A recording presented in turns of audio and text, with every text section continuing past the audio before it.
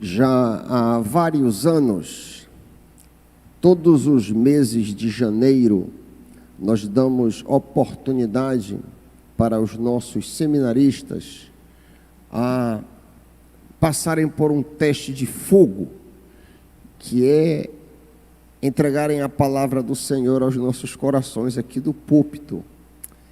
Eu não sei se a maioria dos irmãos tem ideia da pressão que alguém sente quando ocupa o púlpito de uma igreja, a responsabilidade que daí advém, a seriedade que isso implica.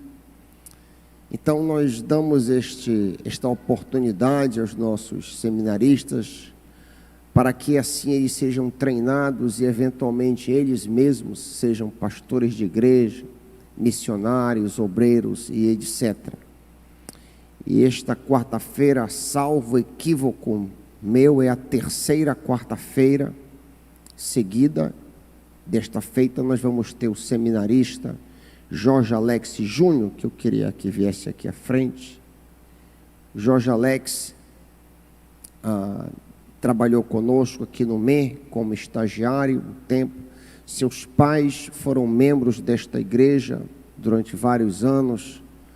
O seu pai é pastor, o pastor Jorge Alex, e a mãe, a professora Patrícia, nossa professora antiga lá no Seminário Equatorial. Seu irmão Gabriel, é isso? Irmão Gabriel também participava conosco. A família se mudou para Manaus e o Jorge Alex ficou aqui para terminar o curso. E tem sido um privilégio caminhar com ele. Ele tem frequentemente estado comigo lá no gabinete para umas palavras, uma troca de experiências. Tem sido muito bom. Me permita orar por você. Pai querido, que as palavras da boca do teu filho e o meditar do seu coração sejam agradáveis a ti, rocha nossa e redentor nosso. O povo de Deus diz amém. Fica à vontade. Amém. Boa noite, meus irmãos, graça e paz. Gostaria de convidar vocês a abrirem a cópia de vocês da Escritura na carta anônima aos Hebreus.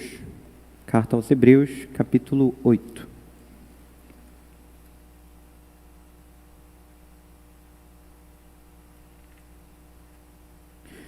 Carta aos Hebreus, capítulo 8. Vamos explorar essa noite dos versos 7 ao versículo 13. A palavra do Senhor diz o seguinte: porque se aquela primeira aliança tivesse sido sem defeito, de maneira alguma estaria sendo buscado lugar para uma nova aliança, uma segunda aliança. E de fato, repreendendo-os, diz: eis aí vem dias, diz o Senhor, e firmarei nova aliança com a casa de Israel e com a casa de Judá, não segundo a aliança que fiz com os seus pais no dia em que os tomei pela mão para os tirar da terra do Egito. Pois eles não continuaram na minha aliança, e eu não dei atenção a eles, diz o Senhor. Porque esta é a aliança que farei com a casa de Israel naqueles dias, diz o Senhor. Imprimirei as minhas leis na mente deles, e as inscreverei no seu coração. E eu serei o seu Deus, e eles serão o meu povo. E não ensinará jamais cada um ao seu próximo, nem cada um ao seu irmão, dizendo: conheça o Senhor. Porque todos me conhecerão, desde o menor até o maior deles. Pois para com as suas iniquidades usarei de misericórdia, e dos seus pecados jamais me lembrarei. Quando ele diz nova aliança, torna antiquada a primeira. Ora, aquilo que se torna antiquado e envelhecido está prestes a desaparecer. Eu gostaria hoje de levá-los a uma jornada a partir dessa aliança, a partir desses termos da aliança, seguindo o exemplo do autor de Hebreus. O autor de Hebreus coloca esse texto não exatamente no centro da carta, mas o argumento desse texto é central em toda a carta. O autor desenvolve dos capítulos 1 a 7 como Jesus Cristo é mediador superior de uma aliança superior, superior aos anjos, superior a Moisés e superior aos descendentes de Arão, que eram os mediadores da antiga aliança. Então ele nos apresenta essa nova aliança, apresenta os termos dessa aliança, e do capítulo 9 até o capítulo 13, até o final da carta, ele vai desenvolver esses termos. No capítulo 9 até parte do capítulo 10, ele mostra para a gente como esses termos se cumprem, e do capítulo 10 até o capítulo 13, ele adverte a igreja a perseverar em boas obras. Esse texto é central nessa carta, porque, diz o verso 6 do capítulo 8, Jesus obteve um ministério tanto mais excelente, quanto é também mediador de superior aliança, instituída com base em superiores promessas. Então, Cristo é superior aos anjos, e superior a Moisés, e superior aos descendentes de Arão, porque ele trouxe uma aliança superior. Além da sua própria natureza divina, ele também traz uma aliança superior. E isso faz com que ele seja um mediador muito mais importante. Mas também, essa aliança é central para o autor de Hebreus, porque é a partir dela que ele vai olhar para os seus leitores e falar: vocês não têm desculpa para não desenvolver a santidade. E o meu grande foco hoje é advertir a igreja do Senhor, adverti-los e advertir a mim mesmo, a buscarmos a santidade, buscarmos a vida justa, santa, piedosa, que nós podemos ter e que está totalmente ao nosso alcance, porque é isto que essa aliança promete. Então eu quero partir dessa aliança para uma invocação daquilo que Deus nos deu, essa possibilidade de retidão. E eu gostaria de começar com uma, creio que breve, ilustração. Eu creio que é um piso comum nosso aqui, que é dever do homem suprir as necessidades da sua casa. Um dos deveres do homem é suprir as necessidades da sua casa, inclusive necessidades financeiras. Então, eu gostaria que vocês avaliassem comigo o seguinte caso. Um homem casado, com alguns filhos, mora com a sua esposa já há alguns tempos, e desempregado há cerca de um ano, digamos. Esse homem, desempregado, foi criado por um pai que ensinou a ele a fazer diversas questões domésticas, a ponto dele conseguir trabalhar como encanador, como eletricista, consegue capinar, ele consegue fazer diversos trabalhos manuais tranquilamente, porque ele cresceu aprendendo isso com seu pai, e depois, nos seus tempos de juventude, ele ainda fez outros cursos profissionalizantes e melhorou ainda mais as suas habilidades. Ele é um homem apto a ter diversos empregos, a trabalhar por si próprio ou trabalhar como empresa. Ele tem essa aptidão. E ainda assim, desempregado há cerca de um ano. A esposa e os filhos às vezes cobram, os pais e os sogros às vezes cobram: você não vai trabalhar? Você não tem emprego? Cadê o dinheiro da sua casa? E ele reclama e ele fala: eu queria ter dinheiro, eu queria ter empregado, mas a inflação está muito alta, não estão contratando, o governo está impedindo. Ele xinga todo mundo, mas o que ele realmente faz é passar os dias inteiros dele sentado no sofá de frente para a televisão, que sequer é ele que paga porque ele rouba do vizinho por um gato. Esse homem, desempregado há cerca de um ano, casado, pai de filhos, tem todas as habilidades necessárias para conseguir um emprego, e ainda assim, tudo que ele faz não é ir atrás do emprego. Ele às vezes ora e chora diante do Senhor, diante dos filhos, diante da esposa, diz que gostaria de um emprego, diz que gostaria do dinheiro, mas ele não sai do sofá e de frente da televisão. Ele sai para tomar um banho, para comer, para passar um tempo às vezes com a família. Às vezes ele sai para ver os pais ou para fazer um passeio com alguém que vai pagar as coisas para ele, porque ele não tem dinheiro. Mas ele não se esforça para sair daquela situação. Ele chora, ele diz que queria, mas o fato é que ele não faz nada. O que vocês diriam para um homem desses? Eu creio que muitos aqui invocariam no mínimo 2 textos. Um de Provérbios 6, vai ter com a formiga ou preguiçoso, porque a pobreza vai te encontrar uma hora ou outra. E alguns ainda iriam mais longe com as palavras do apóstolo Paulo: aquele que não quer trabalhar, que não coma. E muitos de nós realmente olhariam para esse homem e o condenariam pelo que ele faz. Porque, de fato, ele está faltando com um dos deveres básicos do seu lar. Se a sua esposa for trabalhar para trazer os mantimentos, ela não está errando, mas ela está fazendo algo que não é dever dela. Ela pode trabalhar, ela pode ganhar o dinheiro dela, mas o marido dela é quem deve suprir para ela. Não foi dado à mulher o peso do trabalho, não foi dado à mulher o peso de comer o pão a partir do seu próprio suor. O homem deve comer o pão a partir do próprio suor, não a mulher. Ele descumpre com os seus deveres básicos, diz que queria, mas não faz absolutamente nada para mudar. Nós somos, muitas vezes, como esse homem, quando se trata de santidade. Nós dizemos que queremos ser santos, nós dizemos que amaríamos conseguir ter uma vida de retidão e justiça, mas não fazemos nada a respeito. Nós choramos em longas orações ao Senhor, públicas e privadas, falamos aos nossos parentes, aos nossos familiares, aos nossos pastores, eu gostaria de ser santo, e não fazemos nada a respeito disso. Todavia, nós somos como aquele homem também nas nossas aptidões. O apóstolo Pedro, na sua segunda carta, logo no primeiro capítulo, ele diz duas coisas muito importantes. A primeira é que pelo conhecimento de Cristo nós recebemos tudo o que nos é necessário para a vida e para a piedade. E logo em seguida ele diz que o Senhor está pronto a nos fazer participantes da natureza divina, a nos fazer santos e piedosos. O texto da carta aos Hebreus diz claramente que Deus está disposto e que Ele próprio prometeu que Ele nos fará ser guiados pela sua lei, que Ele nos fará verdadeiros adoradores, que Ele nos dará intimidade com Ele e que Ele perdoará os nossos pecados e jamais trará os nossos pecados à lembrança. E ainda assim, nós nos atrevemos a sermos preguiçosos na busca de santidade. Ainda assim, nós nos atrevemos a dizer que não temos como. E a minha grande advertência para vocês hoje é esse.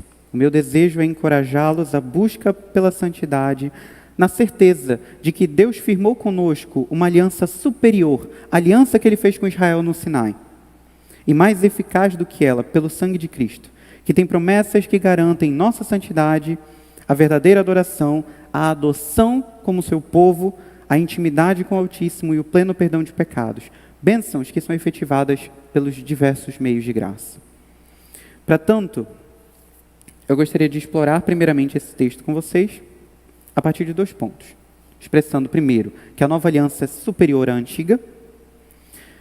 Explorar, num segundo ponto, que essa nova aliança é mais eficaz do que a antiga aliança. E por fim, numa sessão de aplicação, trazer como 3 principais meios de graça podem efetivar essa aliança nas nossas vidas.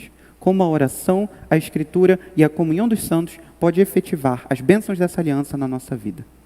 Então, vamos começar falando sobre as 2 alianças e percebendo como a nova aliança é superior à antiga aliança. Leiam comigo novamente os versos 7, 8, 9 e o versículo 13. Diz assim a palavra do Senhor: se aquela primeira aliança tivesse sido sem defeito, de maneira alguma estaria sendo buscado lugar para uma segunda aliança. E de fato, repreendendo-os, diz: eis aí vem dias, diz o Senhor, em que firmarei nova aliança com a casa de Israel e com a casa de Judá, não segundo a aliança que firmei com os seus pais, quando os tomei pela mão para os tirar do Egito. Pois eles não continuaram na minha aliança, e eu não dei atenção a eles, diz o Senhor. Versículo 13. Quando ele diz nova aliança, torna antiquada a primeira. Ora, aquilo que se torna antiquado e envelhecido está prestes a desaparecer. Existem 2 grandes alianças em toda a narrativa bíblica. Nós sabemos que existiram outras, como a aliança de Deus com Abraão, a aliança de Deus com Moisés, a aliança de Deus com Noé, a aliança de Deus com Davi e algumas outras menores que ele fez ao longo do tempo. Mas há 2 grandes alianças que Deus fez em toda a história da redenção. A primeira com Israel no Monte Sinai, logo depois que Israel foi retirado do Egito. E a segunda que Deus fez com a sua igreja no Monte Calvário, quando Cristo Jesus foi crucificado e derramou o sangue da aliança em nosso favor. A primeira aliança é inferior à segunda de diversas formas, a começar pelos seus mediadores. O autor de Hebreus começa explorando essa fraqueza da primeira aliança, inicialmente, só para começar. Os mediadores dela eram mediadores falhos. A tradição judaica, e o autor de Hebreus argumenta a partir dela, diz que entre Deus e Moisés haviam anjos que entregaram a lei a Moisés. Então, anjos foram os primeiros mediadores. Moisés mediou Deus e o povo. E depois, na continuidade dessa aliança, para que ela fosse continuamente renovada, os sacerdotes, os descendentes de Arão, irmão de Moisés, mediavam os sacrifícios do povo para que o povo pudesse obter perdão de pecados e renovar a aliança com o Senhor. Jesus Cristo é em tudo superior a eles. Jesus supera os anjos, mesmo que por um tempo ele tenha sido feito menor do que os anjos.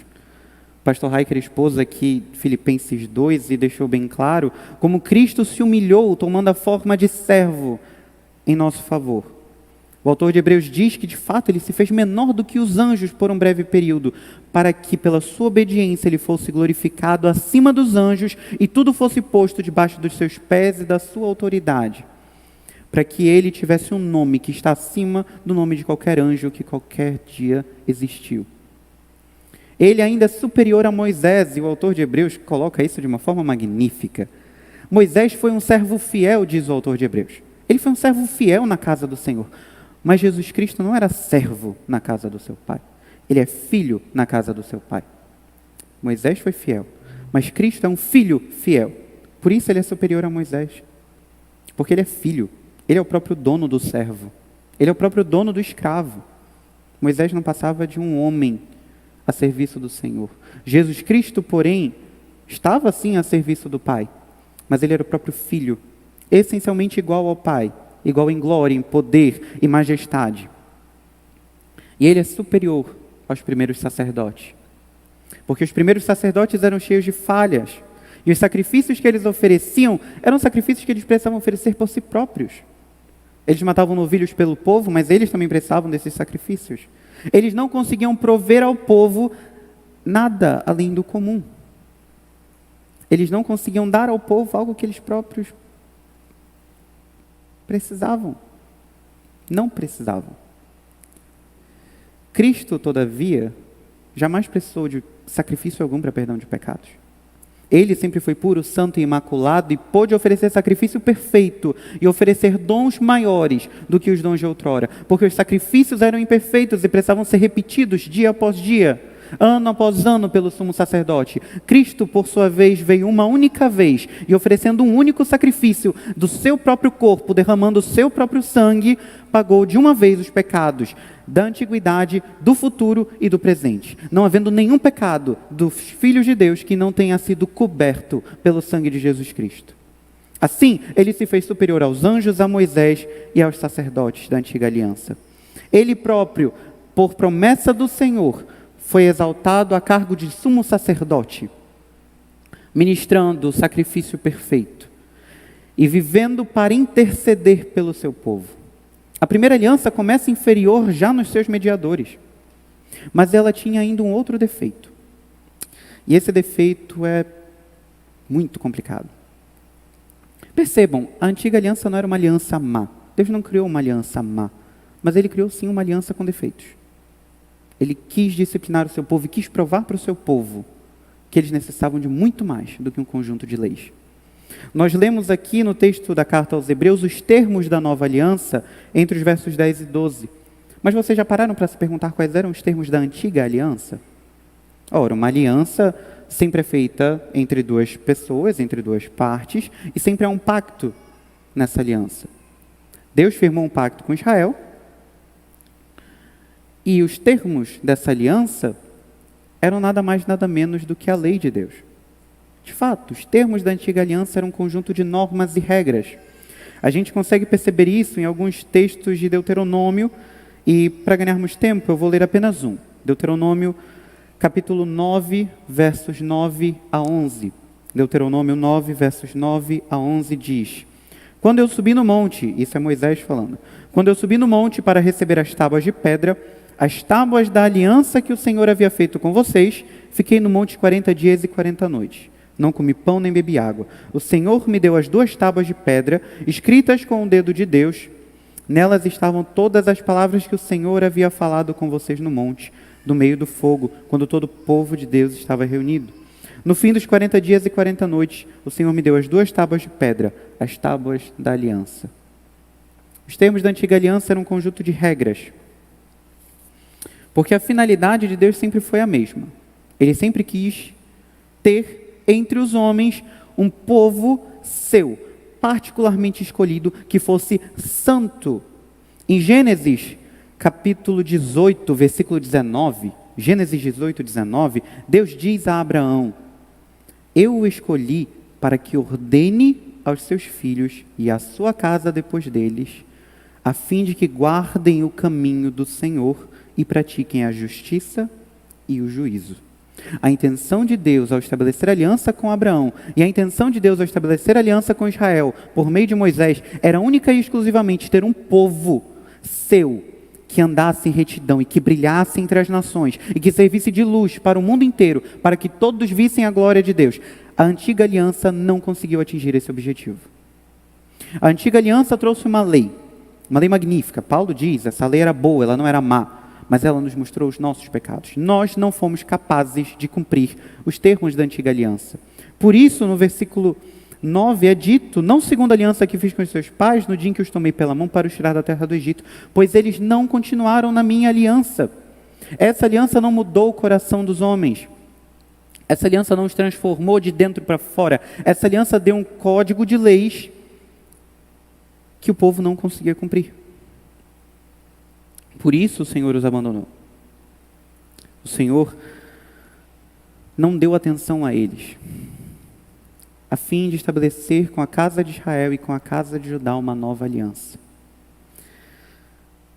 Crisóstomo ilustra isso de uma forma boa, e eu quero que isso fique também na mente de vocês.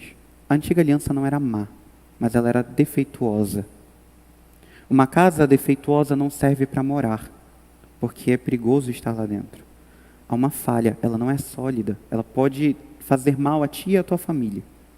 Uma roupa que já está se rasgando, ela está falhando em cumprir o seu objetivo e a qualquer momento pode te deixar desnudo.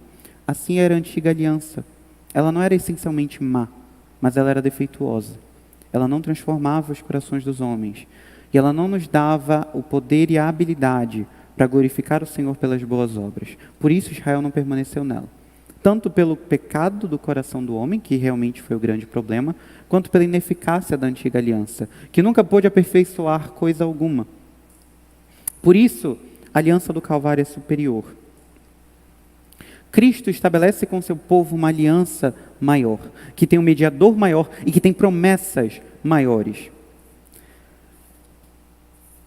Percebam, pelos termos dessa aliança, que ela promete a eficácia. Deus promete a eficácia. Ele não extingue a sua lei, ele não extingue do seu povo a responsabilidade moral. Todavia, ele mesmo diz: imprimirei as minhas leis na mente deles e as inscreverei sobre o seu coração. Ele não diz, ele não ordena ao seu povo: não tenha outros deuses diante de mim. Ele próprio diz: eu serei o Deus deles e eles vão ser o meu povo exclusivo. Ele não diz: venham e me conheçam se vocês conseguirem me alcançar, sendo eu altíssimo e maior do que tudo e que todos. Ele olha e diz: todos me conhecerão. Ele não olha e fala: ofereçam sacrifícios continuamente, deem esmola para que os seus pecados sejam perdoados. Ele diz única e exclusivamente: eu usarei de misericórdia para com os seus pecados e não vou mais trazê-los à memória.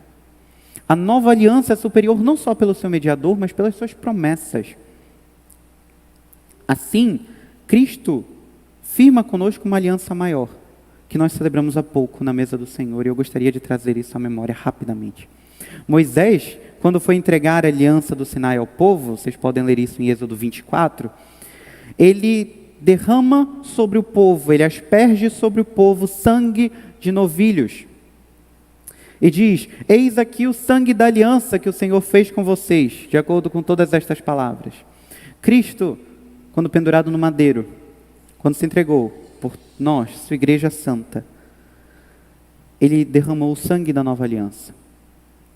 E ele ordenou que nós tivéssemos isso por memorial. Pouco antes da sua morte, ele disse aos seus discípulos, falando do cálice e da aliança: isto é o meu sangue, o sangue da aliança derramado em favor de muitos. O relato de Lucas coloca: este cálice é a nova aliança no meu sangue derramado por vocês. Enquanto a antiga aliança foi estabelecida pelo sangue de bodes e novilhos, Cristo estabelece conosco uma aliança superior firmada pelo seu próprio sangue. Por isso, essa aliança nunca passará e ela nunca será infiel, porque ela custou a vida do Filho eterno de Deus. ela custou a vida do próprio Deus encarnado, para que nós pudéssemos ter esperança superior à esperança do antigo Israel. E essa aliança jura eficácia. E eu gostaria que nós atentássemos a isso por um momento. A nova aliança é superior à antiga aliança, foi o nosso primeiro ponto. E o segundo é que a nova aliança é mais eficaz que a antiga aliança. Percebam que os termos são baseados inteiramente na graça de Deus e na vontade soberana de santificar o seu povo. É garantido que a obra do Pai, do Filho e do Espírito Santo serão eficazes, desde a eleição até a glorificação. É garantido que a obra de Cristo nunca falhará e o valor pago pelo seu sangue será totalmente consumado. O seu sangue foi derramado e o povo que ele comprou com aquele sangue será glorificado no dia final. O Espírito Santo, que tem o dever de santificar a igreja, jamais falhará no seu dever e santificará a igreja do Senhor para que ela seja santa e imaculada no grande dia do retorno de Cristo. Isso mostra o cumprimento das profecias de Ezequiel e da profecia de Jeremias. Ezequiel 36, versos 25 a 29, diz: aspergirei água pura sobre vocês, e vocês ficarão purificados. Eu os purificarei de todas as suas impurezas e de todos os seus ídolos. Percebam, não bodes e novilhos, não cordeiros, não o sangue do próprio homem, o próprio Deus purificará o seu povo. E os livrará dos seus próprios ídolos. Eu lhes darei um coração novo e porei dentro de vocês um espírito novo. Tirarei de vocês o coração de pedra e lhes darei um coração de carne. Porei dentro de vocês o meu espírito e farei com que andem nos meus estatutos, guardem e observem os meus mandamentos. Ele não repete a ordem, ele garante: eu farei com que vocês andem nos meus estatutos, guardem e observem os meus mandamentos. Vocês habitarão na terra que eu dei aos seus pais. Vocês serão o meu povo e eu serei o seu Deus. Eu os livrarei de todas as suas impurezas. Pelo profeta Jeremias, o Senhor diz no capítulo 32 de Jeremias, versos 38 a 41, o seguinte: eles serão o meu povo e eu serei o seu Deus. Eu lhes darei um só coração e um só caminho para que me temam todos os dias. Para o seu próprio bem e o bem de seus filhos. Farei com eles uma aliança eterna, segundo a qual não deixarei de lhes fazer o bem. Porei o meu temor no coração deles, para que nunca se afastem de mim. Terei alegria em lhes fazer o bem, e os plantarei firmemente nessa terra, de todo o meu coração e de toda a minha alma. Por isso é válida a observação que John Piper faz sobre esse texto. Deus está tomando a iniciativa soberana para garantir que a nova aliança seja bem-sucedida. Deus não deixará no poder da vontade humana caída o obter e o perseverar na nova aliança. Será decisivamente uma obra de Deus e não uma obra do homem. Ele não entrega novamente um código de leis e nos ordena que cumpramos. Ele nos entrega a lei e muda o nosso coração e os nossos desejos para que cumpramos essa lei. Percebam que o problema da antiga aliança é superado pelo da nova. O autor de Hebreus, no capítulo 7, diz: se a perfeição fosse possível por meio do sacerdócio levítico, pois foi com base nele que o povo recebeu a lei, que necessidade haveria ainda que se levantasse outro sacerdote segundo a ordem de Melquisedeque, não segundo a ordem de Arão? A antiga aliança não foi capaz de aperfeiçoar o povo. É o que o autor de Hebreus diz no capítulo 10, verso 1. Visto que a lei é apenas uma sombra dos bens vindouros, não a imagem real das coisas, nunca consegue aperfeiçoar aqueles que se aproximam de Deus com os mesmos sacrifícios que ano após ano, continuamente eles oferecem. Cristo, porém, obteve eterna redenção e aperfeiçoou todos os que estão sendo santificados com o seu próprio sangue derramado no Calvário. A nova aliança é mais eficaz do que a antiga, não apenas superior. Não porque são palavras mais bonitas, mas porque ela é de fato eficaz. Ela promete eficácia do início ao fim. E eu gostaria então que nós parássemos um pouco para olhar para os termos dessa aliança. Então eu convido vocês a olharem os versículos 10 ao 12 do capítulo 8 da carta aos Hebreus. O primeiro termo é: imprimirei as minhas leis na mente deles e as inscreverei sobre o seu coração. O próprio Deus promete que Ele colocará, que Ele fixará a sua lei na fonte de todos os desejos, pensamentos, sentimentos, afetos do ser humano. Deus fixará continuamente suas leis no nosso modo de pensar e sentir, e as escreverá profundamente no nosso coração, fonte de todos os nossos sentimentos, impulsos, afeições e desejos. Em outras palavras, eu vou colocar a minha lei no local que governa vocês. Na mentalidade hebraica, era o coração que realmente guiava o homem.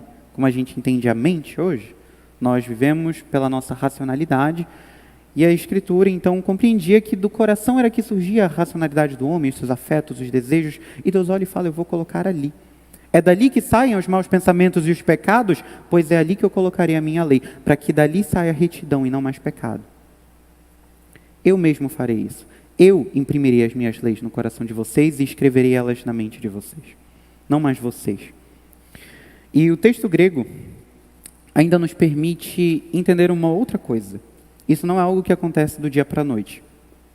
Obviamente, essa aliança será plenamente cumprida quando formos glorificados com Cristo. Até lá, é um trato contínuo. O próprio texto, inspirado pelo Senhor, nos mostra que essa impressão da lei de Deus, que esse escrever a lei de Deus e fixar a lei no nosso coração, é um ato contínuo do Senhor. Nós não somos uma casa que nasce pronta, nós somos uma casa que é construída. Tijolo por tijolo é posto pelo Senhor ao longo do tempo.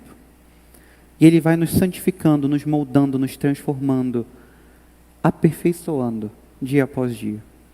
O crente não nasce justo, ele desenvolve a justiça, na medida em que ele caminha o caminho da santidade. O segundo termo dessa aliança diz, eu serei o seu Deus e eles serão o meu povo, ainda no versículo 10. João Calvino coloca de forma muito clara o que esse termo significa para nós. Deus nos escolhe para sermos seu povo e proclama que será o guardião da nossa salvação. Ele próprio nos fará verdadeiros adoradores. Ele próprio nos impedirá de cair em adultério como Israel, que se dedicou à adoração a outros deuses. Ele próprio garante que Ele será nosso Deus exclusivo, que Ele vai transformar o nosso coração, a ponto de que não mais tenhamos outros deuses, mas que Ele e Ele somente seja o nosso Deus. E nós sejamos o seu povo, a sua propriedade exclusiva, que Ele amou na eternidade e protege hoje, guarda para si. Ele garante a nossa salvação do início ao fim, inclusive o meio dela, a santificação. O terceiro termo dessa aliança diz, todos me conhecerão, desde o menor até o maior deles. Percebam que esse conhecer, ele sempre é duplo na Escritura. Um conhecimento intelectual e principalmente um conhecimento de intimidade. Deus garante que o seu povo o conhecerá. É muito estranho a gente conhecer uma pessoa que se diz crente, mas que não cultiva nenhum tipo de relacionamento com Deus. É muito estranho alguém dizer que crê em Jesus Cristo e o tem por Salvador e Senhor, sem cultivar um relacionamento com Ele. Nem todos nós chegaremos a uma profunda intimidade com o Pai, como foi Moisés, ou como foram os apóstolos, mas todos nós o conheceremos, em menor ou maior grau, desde o menos importante de nós até o mais importante de nós. Todos temos acesso livre a Deus. O Santo dos Santos não é mais um local exclusivo para o sumo sacerdote entrar uma vez ao ano. É um local acessível a todos os crentes, em que eles podem entrar com ousadia e com confiança. Por isso o autor de Hebreus não hesita a ordenar à igreja no capítulo 10, dizendo, tendo ousadia para entrar no santuário, aproximemo-nos com o coração sincero, em plena certeza de fé, tendo o coração purificado da má consciência e o corpo lavado com água pura. Ele não tem medo de falar no capítulo 4, versos 14 a 16, aproximemo-nos do trono da graça com confiança. O trono da graça no Antigo Testamento era o propiciatório. Era a Arca da Aliança, que era exclusiva do sumo sacerdote, praticamente. Onde ele entrava uma vez ao ano somente. Ele nos diz, então, aproximemo-nos do trono da graça com confiança, a fim de recebermos misericórdia e encontrarmos graça para ajuda em momento oportuno. Deus não é inacessível. Nós temos total liberdade para nos aproximarmos dele. E o último termo dessa aliança garante todas as demais. Pois para com as suas iniquidades usarei de misericórdia e dos seus pecados jamais me lembrarei. Eu gostaria de ler João Calvino, me permitam, eu acho que ele foi incrível comentando esse texto. Ainda que pequem, diz o Senhor, eu os perdoarei. Era mais do que necessário dizer isso, porque Deus jamais nos molda para a obediência de sua justiça, sem que fiquem muitos resquícios de paixões em nossa carne pecaminosa. Por mais que desejemos viver retamente, ainda seremos culpados de morte eterna diante de Deus, porquanto nossa vida se acha muito longe da perfeição requerida pela lei. Portanto, não haveria nenhuma estabilidade no pacto, a não ser que Deus graciosamente nos perdoasse os pecados. Por isso não há nenhuma condenação para os que estão em Cristo Jesus. Por isso ninguém mais pode apontar o dedo para o povo de Deus e dizer: você é culpado contra o Senhor, porque o próprio Senhor esqueceu dos seus pecados. Quem os condenará é Deus quem os justifica. Isso não foi sem preço. É de graça, mas não foi gratuito. Foi adquirido com alto preço. Com o sangue do próprio Cristo que foi derramado no Calvário, quando Ele se entregou à morte para impedir que nós morrêssemos eternamente. Aos crentes daqui, eu digo que nós temos um motivo para nos alegrar e para temer diante da cruz do Senhor. Para nos alegrar porque ali todos os nossos pecados foram aniquilados e não há culpa alguma que nos condene ao inferno. Mas também temor, porque os nossos pecados foram a razão por que Ele foi crucificado. Devemos nós então aproveitar todas as bênçãos que Ele nos deu no Calvário. E se Ele adquiriu para nós tamanha aliança no Calvário, seria muita ingratidão nossa não fazer uso dessas bênçãos que Ele adquiriu para nós com a própria vida. Poderíamos nós ter qualquer desculpa para não andar em santidade? Teríamos nós qualquer palavra que pudéssemos pôr diante do Senhor para nos tirar a responsabilidade de ser santos? Poderíamos nós dizer: Senhor, a tua lei é muito pesada para que a cumpramos. Ou Senhor, eu sou fraco demais para cumprir a tua lei. Poderíamos nós dizer: Senhor, tu nos deste uma lei que nós não temos como cumprir, nós não temos habilidade. Poderíamos nós dizer: Senhor, tu estás longe o suficiente para eu não ter como ter acesso a ti. De que me adiantaria a vida de oração? De que me adiantaria a meditação? Tu estás inacessível a mim. Alguém poderia dizer uma coisa dessas? Teria alguém que poderia apontar a um crente e dizer que ele será condenado pelos seus pecados? Acaso Satanás tem autoridade para olhar para um crente e dizer: não se achegue a Deus em oração, porque você pecou contra o Senhor? Acaso há alguém que possa condenar um filho de Deus? Nós recebemos muita graça, um perdão grandioso e promessas belíssimas e eficazes.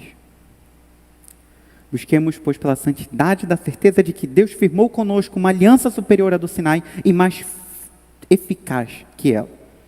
Todavia, alguém poderia perguntar: Jorge, ok, os termos dessa aliança estão lá, Deus mesmo disse, mas nem todos os crentes alcançam um grau de intimidade com o Senhor, nem todos os crentes se desenvolvem na santificação, nem todos os crentes são livres de ídolos, e nem sempre a nossa consciência se alegra no perdão de pecados. Às vezes a nossa consciência mais nos acusa do que nos lembra do perdão.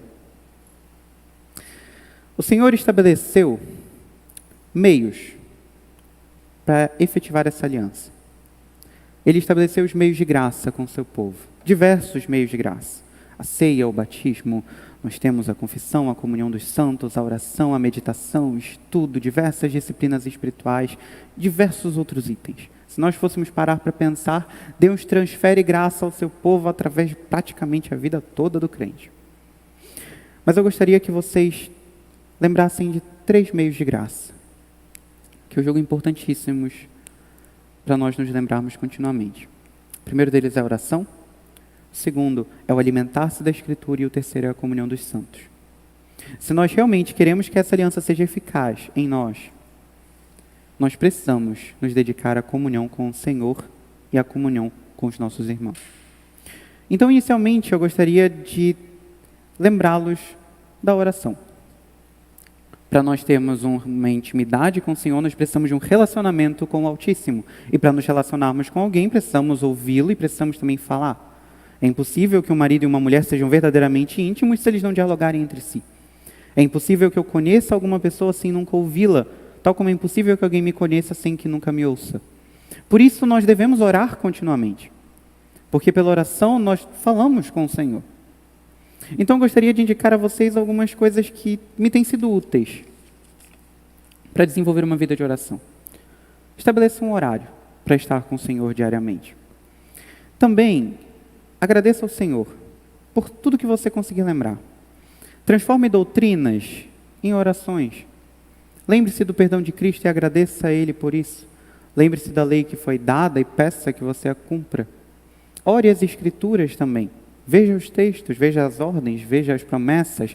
Louve ao Senhor, agradeça-o por causa de tudo isso. Peça que Ele lhe transforme como o texto lhe indica. Aprenda também orações das Escrituras, orações antigas que nos foram registradas, ao Pai Nosso, a 150 salmos. Ao longo de todo o Antigo e Novo Testamento nós temos diversas orações registradas. Nós temos as orações que foram feitas pelos nossos irmãos que viveram antes de nós e depois dos apóstolos. Aprendamos essas orações e tomemos propriedade delas. Nós, obviamente, não devemos repetir sem realmente querer aquilo. De nada nos adianta orar o Pai Nosso sem que aquilo seja uma verdade para a gente. De nada me adianta pedir que Ele me livre das tentações e do mal se eu não quero isso de fato. Mas de grande valia é que o nosso coração seja tratado a partir dessas orações. Por que não aprender com os salmos a orar a partir deles? Por que não aprender com o Pai Nosso ou com diversas outras orações? Interceda pelos seus irmãos. Uma coisa que realmente nos ajuda a desenvolver uma vida de oração é a intercessão. Interceda pelos seus irmãos. Escolha pessoas por quem orar. Ore por essa pessoa. Converse com essa pessoa. Descubra o que ela tem precisado. Ponha diante do Senhor as necessidades dela. Acompanhe a vida dessa pessoa para saber se o Senhor respondeu ou não às orações. Para continuar perseverante em oração ou agradecê-lo pela vitória obtida pela oração. Estude e decore as Escrituras e ore para que o Senhor as aplique em você. Eu também gostaria de falar de um segundo meio de graça. O alimentar-se da Escritura. Eu não quero falar ler a Escritura, eu não quero falar meditar na Escritura, eu quero falar de se alimentar na Escritura. Percebam, ninguém se alimenta jogando a comida logo direto no estômago. Pelo menos não pelos meios normais. A comida é posta em nossa boca, ela é mastigada, então ela é ingerida e digerida. Da mesma forma deve ser a Escritura para nós. Nós precisamos colocá-la na boca, figuradamente. Ao ler a Escritura, ou tão somente lê-la. Ao ouvir sermões, ao ler livros cristãos edificantes. A ler comentários bíblicos, etc. Mas ainda assim, isso não é suficiente. Nós precisamos estudá-la também. Nós precisamos ter bons comentários bíblicos, ter uma Bíblia comentada, ouvir os nossos pastores, conversar com eles, tirar com eles nossas dúvidas, procurar bons teólogos que possam nos ajudar a compreender melhor a Escritura. Ainda assim, isso é insuficiente.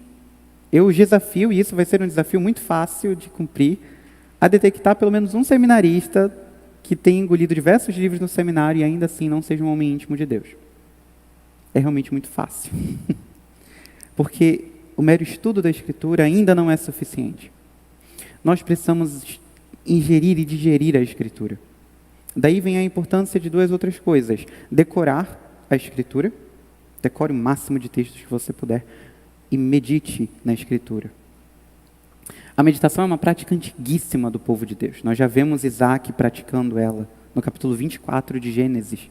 Salmo 1, bem-aventurado é aquele que ama a lei do Senhor e medita nela de dia e de noite. Ele será como uma árvore plantada junto a ribeiros de águas. Ele terá verdes plantas, será frutífero, vigoroso. Aquele que ama a lei do Senhor e medita nela de dia e de noite. E aí eu gostaria de indicar uma forma básica de meditar nas Escrituras. Volte-se para a Escritura. É a primeira coisa. Um manualzinho básico de meditação na Escritura. Volte-se para a Escritura. Ponha-se diante do Senhor. Vá à presença dEle pela fé. Logo em seguida, leia diante dEle essa passagem. Depois de você ter lido a Escritura, ter se posto diante do Senhor, ter lido novamente a Escritura diante dEle, absorva a mensagem desse texto. Entenda ela, deixe-a clara para você mesmo. Diga o que você precisa mudar para que aquele texto seja verdade na sua vida. O que aquele texto diz sobre o que Deus fez por você para que você se alegre. Então transforme isso em oração. Senhor, me molda, me transforma. Por exemplo, Estamos meditando em Romanos 5, 20 a 21. Ora, a lei foi dada para que se aumentasse a ofensa, e onde aumentou o pecado, aumentou muito mais ainda a graça, a fim de que, como o pecado reinou pela morte, também a graça reinasse pela justiça que conduz à vida eterna por meio de Cristo Jesus nosso Senhor. Não há uma ordem explicitamente a ser cumprida. Então nós agradecemos ao Senhor, transformamos isso num louvor de gratidão, numa oração de gratidão ao Senhor, porque aquilo que a lei não pôde nos dar, Ele nos deu. Agradecemos a Ele porque agora não mais o pecado reina pela morte, mas a graça reina pela justiça que conduz à vida eterna por causa de Cristo Jesus o Senhor. Ou se estivermos meditando nos frutos do Espírito: amor, alegria, paz, longanimidade, benignidade, mansidão, domínio próprio. Não sei se eu consegui todos, mas ponhamos-nos diante do Senhor. Senhor, dá-me amor, dá-me paz, dá-me alegria. Consultemos a Escritura para entender profundamente isso, que o amor é muito mais do que um sentimento, é serviço, é dar-se pelo outro, e peçamos isso ao Senhor, que eu seja capaz de amar como Cristo amou, assim como Ele deu a sua vida por nós, que eu saiba, Senhor, dar a minha vida pelos meus irmãos, que eu tenha essa paz que excede todo entendimento, em que mesmo estando a situação mais caótica na minha vida, eu consigo ainda assim confiar em Ti. Não ficar ansioso e confiar inteiramente que Tu és o meu refúgio e a minha fortaleza, o meu Deus em quem confio. Que eu saiba ouvir a Tua voz, Senhor, dizendo: porque a mim se apegou com amor, eu o livrarei, eu o protegerei, porque conhece o meu nome. Ele me invocará e eu lhe responderei, na sua angústia eu estarei com ele, eu o livrarei, eu o glorificarei. Que nós possamos transformar a Escritura em oração, e assim ingerir a Escritura de fato, alimentar-se de fato dela. Tudo isso é necessário: ler a Escritura, ouvir sermões, estudar a Escritura, decorar a Escritura, meditar nela. Tudo isso é importante, tudo isso deve ser feito junto, e assim nós vamos nos alimentar da palavra do Senhor. E por último, nós temos uma grande aliança diante de nós. Essa aliança não só é efetivada no secreto, como também é efetivada na igreja. Deus nos fez um povo porque Ele quis que nós não conseguíssemos caminhar sozinhos. Ele criou um povo e fez com que cada um de nós tivesse a sua importância no aperfeiçoamento dos santos. Todos nós recebemos dons do Senhor para que edificássemos a igreja de Cristo. Todos nós. Todos nós temos a nossa responsabilidade no corpo. Por isso, nós devemos conhecer os nossos dons, saber como nós podemos abençoar melhor a igreja e nos expor para abençoar a igreja. Todavia, também devemos nos expor para sermos abençoados pela igreja. De nada nos adianta ficar sentados no sofá de casa assistindo o culto pela internet. Por melhor que seja, por mais que possamos ser abençoados por um sermão, nós ainda não estamos abençoando os nossos irmãos. Nós precisamos nos expor a essa vida em comunidade. Não só vir aos cultos, chegar na hora do culto, sentar, não falar com ninguém, terminou o culto, saiu e foi embora. Mas realmente ter comunhão com os irmãos.